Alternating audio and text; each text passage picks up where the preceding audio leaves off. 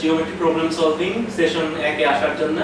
তো আজকের সেশনের মূল যে জিনিসটা সেটা হলো এটা দেখলাম তো ইন্ট্রোডাকশন সেশন। সো মানে ইন্ট্রোডাকশন অ্যাকচুয়ালি ইন্ট্রোডাক্টরি সেশন আর কি। তো এখানে আমরা সবচেয়ে বেসিক জিনিসগুলো নিয়ে আলোচনা করার চেষ্টা করব। তো এখানে প্রথমেই বলি যে টার্গেট অডিয়েন্স হলো সেকেন্ডারি বা সেকেন্ডারি যে উপরে আর কি হায়ার সেকেন্ডারি ক্যাটাগরির স্টুডেন্টরা। এবং তোমরা দেখছো যেহেতু ভিডিও হচ্ছে তো আমি মোটামুটি দুই দিক থেকেই মানে রেসপন্স যেমন থাকে সেটার চেষ্টা করবো। তোমাদের যে কোনো প্রশ্ন থাকলে তোমরা তোমাদের প্রশ্ন করতে পারবা, সেটাও ভিডিওতে থাকবে। তাহলে মানে অ্যাটলিস্ট নিশ্চিত হলো যে সবকিছু ক্লিয়ার হবে, তাই তো? ঠিক আছে। তো আমি তারিক আফতাব মুন। আমি এখন হার্ভার্ড ইউনিভার্সিটিতে পড়ছি ম্যাথমেটিক্স ফিজিক্স নিয়ে, আর সেকেন্ড ইয়ারে এই বছর। আর আমি ম্যাথ অলিম্পিয়াড এর আগে বাংলাদেশ ন্যাশনাল কিনেছিলাম 4 বার, ফর দ্য রেকর্ড। তো আজকে শুরুতে যে জিনিসগুলো আমি কভার করব সেটা হলো এরকম যে তোমাদের মধ্যে অনেকেই আছো যারা হলো ডিভিশনালে ভালো করেছো কিন্তু ন্যাশনালে গিয়ে ভালো করতে পারবে। তো ন্যাশনালে যে ধরনের জিওমেট্রি প্রবলেমগুলো আসে তো সেরকম জিনিসগুলো নিয়ে আমি আলোচনা করার চেষ্টা করব এবং কঠিন ডিভিশনাল প্রবলেমগুলো নিয়ে কথা বলার চেষ্টা করব। তো আসলে ম্যাথ অলিম্পিয়াডের মানে একবারে আইএমও পর্যন্ত জিওমেট্রি প্রবলেমগুলোতে যেটা হয় তার একটা মানে ফিলোসফি জানানো দরকার।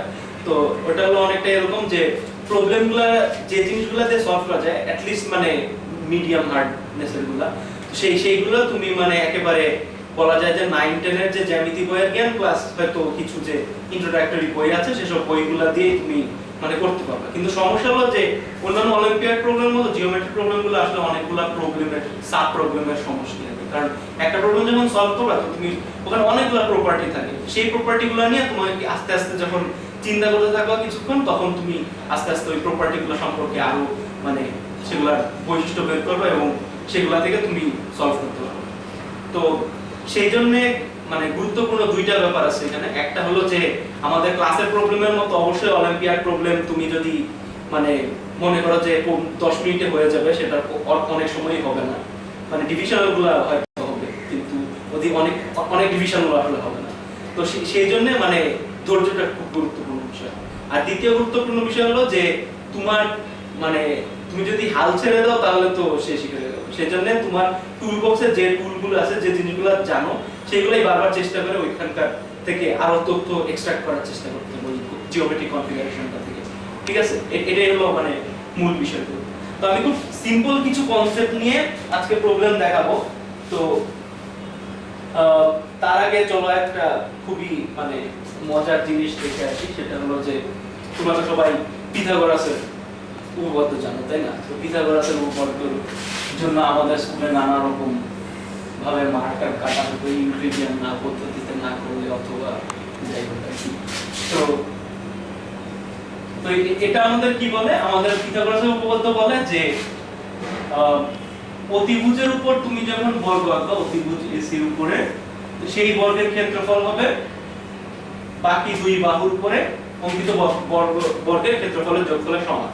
তো ঠিক আছে, তো এটা আমরা ইকুয়েশনের মাধ্যমে লিখতে পারি যে AC স্কয়ার সমান AB square plus BC square. এটা তো সবাই তোমরা জানো। তো তোমাদেরকে মানে শুরু করার আগে মানে একটা মজা হিসাবে মোটামুটি একটা আমি মানে পিথাগোরাসের খুব ছোট একটা প্রমাণ দেখাচ্ছি। তোমরা অনেকেই হয়তো দেখেছো, তারপরও আরেকবার দেখো আর কি যদি কেউ দেখে থাকো।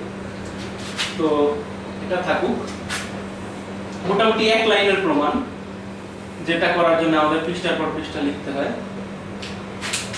তো এটা হলো মনে করো আমাদের একটা বড় বর্গ। তো এই বর্গের মধ্যে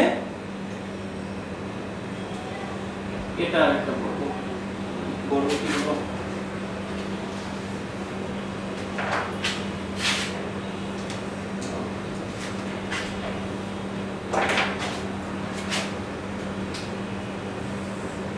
মোটামুটি বর্গ হলো। এর মধ্যে এটা আরেকটা বর্গ এবং বর্গটা কিভাবে আঁকা হচ্ছে তোমরা হয়তো ধরতে পারছো, তারপর আমি বলবো এখনই কিভাবে আসলে আঁকা হচ্ছে। ভিতরটা খুব একটা বর্গ হবে না কিন্তু আমি মানে খুব সহজেই বলতে পারি এটা বর্গ হবে, কারণ মানে আমার ছবি যদিও ভালো হয়নি। প্রথমে মনে করো যে আমাদের বড় একটা বর্গক্ষেত্র ABCD আছে আর ভিতরেরটা মনে করো নাম দিলাম EFGH। এখন প্রশ্ন হলো আমি এটা কেমন করে আঁকলাম, তাই তো? তো আমি এটা এমন করে আঁকলাম, এখানে ছোট বাহুগুলোকে চিহ্নিত করি। আমি প্রথমে এখানে এমন ভাবে a বিন্দু নিলাম যাতে এই বাহুটা সমান হয় a আর এটা সমান হয় b। তাহলে এরপরে এই অতিভুজটা আঁকলাম। একই ভাবে এখানে a b a b a b, মানে এই লেন্থটুকু, বুঝতে পারছো? মানে a e সমান a d h, এই লেন্থগুলো অপেক্ষাকৃত বড় লেন্থগুলো হলো এটা। তো শুরুতেই যে জিনিসটা আমাদের হয়তো মানে প্রমাণ করতে হবে যে মানে এখানে রেফারেন্স আসলে ঠিক এটা না, আমার রেফারেন্স ফিগারটা হবে এরকম একটা a b c, ঠিক আছে? তো তোমরা প্রথমেই দেখতে পাচ্ছ যে এই যে রেফারেন্স ত্রিভুজটা তার সবগুলার হলো এগুলা কি একেবারে সর্বসম, তাই না? কারণ আমাদের মাঝখানে একটা কোণ সমান আর দুইটা মানে সন্নিহিত বাহু সমান, মানে এই যে a আর এটা b। তার মানে বলা যায় যে এই চারটা ত্রিভুজই এই ত্রিভুজটার সর্বসম।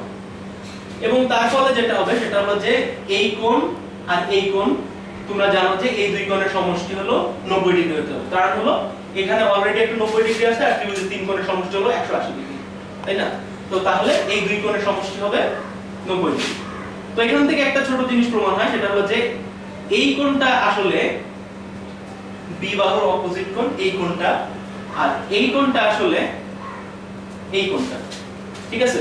তো তাহলে এই দুই কোণের সমষ্টি যদি 180 ডিগ্রি, সরি এই দুই কোণের সমষ্টি যেহেতু 90 ডিগ্রি, তার মানে এই পুরোটা 180 ডিগ্রি এবং এটা 90 ডিগ্রি।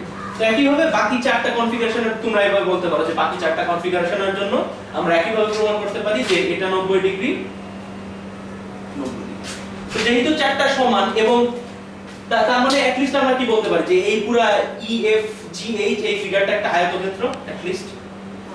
এবং তারপর আমরা যেহেতু দেখতে পাচ্ছি যে এই চারটা ত্রিভুজই সর্বসম এবং সুতরাং তাদের অতিভুজগুলো সমান, সেহেতু যে আয়তক্ষেত্রের সবগুলা বাহু সমান সেটা অবশ্যই একটা বর্গক্ষেত্র, তাই না? তার মানে EFGH একটা বর্গক্ষেত্র, এটা আমরা বুঝলাম।